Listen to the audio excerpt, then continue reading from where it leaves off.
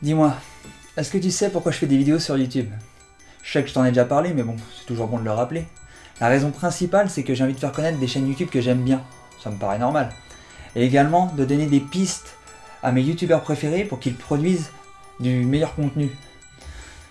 Ah, et crois-moi, c'est pas aussi facile que ça en a l'air. Mais bon, toi, tout ça, tu t'en fous. Hein. Tu veux qu'on parle du sujet du jour. Allez, c'est parti.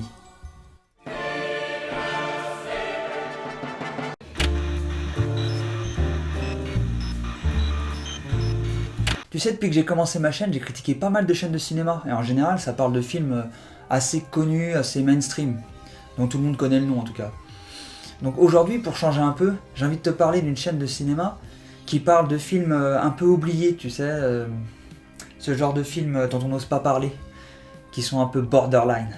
Donc aujourd'hui, pour te remettre dans le droit chemin, nous allons parler de Unknown Movies, présenté par In The Panda. Unknown Movies, c'est un peu le C'est arrivé près de chez vous de la critique cinéma sur le net. Nous suivons les aventures d'un tueur en série dont le but, pas tout à fait clair, semble d'être de faire connaître des films dont peu de personnes ont entendu parler. Attention, les sujets traités peuvent être sensibles, ça parle d'inceste, de pornographie, de jeunesse détruite et autres sujets matures. Cette émission n'est donc pas tout public, les âmes sensibles devraient s'abstenir. D'épisode en épisode, nous découvrons ou redécouvrons des œuvres par les yeux d'un véritable fan de cinéma. La manière de critiquer est assez proche de ce que faisait Crost, dont j'avais déjà parlé. In The Panda remet l'œuvre dans son contexte, puis essaie d'en extraire le meilleur ou le pire. Mais Unknown Movies, c'est aussi une mini-série, avec une trame narrative et des personnages. Si les premiers épisodes étaient assez simples, l'histoire et la profondeur des personnages se révèlent petit à petit, et le mélange entre thriller et critique de cinéma prend bien. Côté technique, nous sommes gâtés, la qualité du son et de l'image est proche d'un niveau professionnel, et ne cesse de progresser. C'est quand même bien fait. On sent bien qu'on a affaire à une équipe de gens qui baignent dans le milieu du cinéma, et cela passe également par les différentes évolutions en termes de style. Si au début les épisodes n'avaient pour fond qu'une suite de meurtres, nous sautons ensuite d'une chasse à l'homme à une comédie musicale, puis d'un duo sadique à un drame psychologique. Mention spéciale à l'épisode sur Visitor Q, mon petit préféré, pour son rapport étroit à la critique, et aussi parce qu'on parle enfin de cinéma japonais. Je n'ai finalement pas beaucoup de choses à reprocher à Unknown Movies. Le fil narratif est prenant, la réalisation est aux petits soins, les critiques sont bien amenées, le sujet est original, et on a même le droit à des petits caméos qui en raviront plus d'un, dans des rôles parfois surprenants. Mais malgré toutes les qualités que j'ai citées, il y a encore des points qui mériteraient d'être améliorés. Tout d'abord, même si l'histoire est sympathique, elle prend parfois le dessus sur la critique. Il peut être parfois difficile de prendre un épisode en milieu de saison sans avoir vu les autres. Pour ceux qui veulent juste avoir une critique de film, se taper une longue introduction avant que la critique ne commence peut être décourageant. Une meilleure balance entre trame narrative et critique ne ferait pas de mal.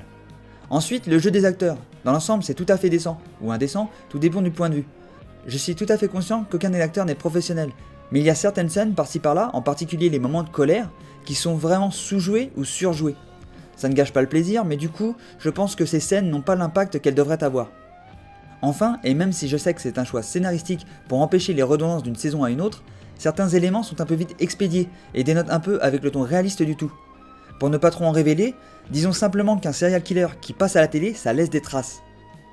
Dernier petit point, mais là c'est plus un ressenti personnel, je trouve que ce qu'on gagne en qualité d'écriture de l'histoire au fil des épisodes, on le perd en humour noir. Le ton devient de plus en plus sombre et donc on rit de moins en moins.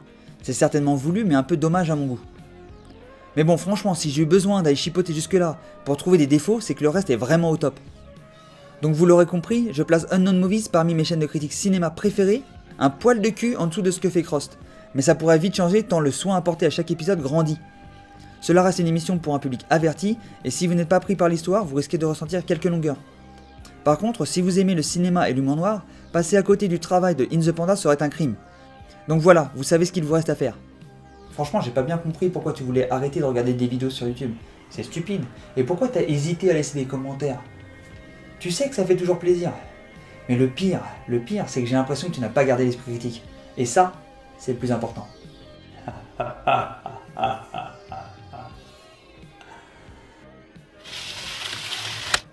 Bon, je te pardonne pour cette fois, mais promets-moi d'aller profiter de la vie. Allez, à bon entendeur.